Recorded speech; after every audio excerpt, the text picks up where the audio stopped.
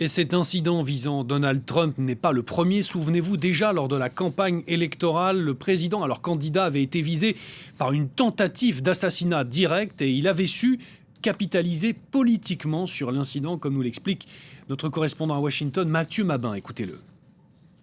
La moitié de la ville était en smoking cette nuit.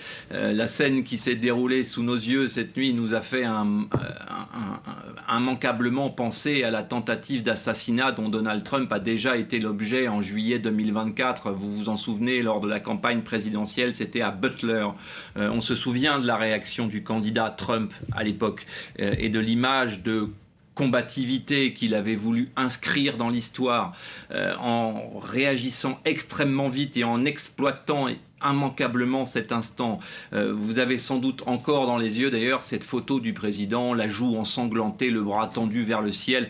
Elle avait fait le tour du monde. Eh bien, il a bien tenté de rejouer cette nuit, cette séquence à Washington. Nos confrères sur place nous disent même qu'il aurait tenté de revenir sur la scène après avoir été évacué pour s'adresser à l'auditoire.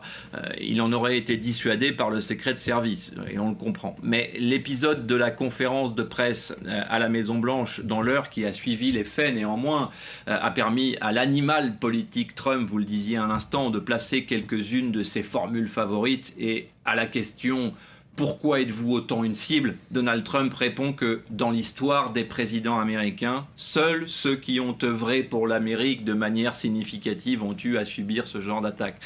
Dans le fond, ces communicants le savent, Donald Trump n'est jamais aussi spontané et performant, il faut le dire, d'un point de vue de la communication, en tout cas, que dans ce genre de situation. Alors, sans présumer de quoi que ce soit, on peut néanmoins affirmer que l'épisode de cette nuit est au moins de nature à resserrer les rangs de sa base de fidèles autour de lui. Mais ce qui est certain, en revanche, c'est que cela a évidemment déjà relancé le débat sur la violence en politique et notamment la violence avec armes.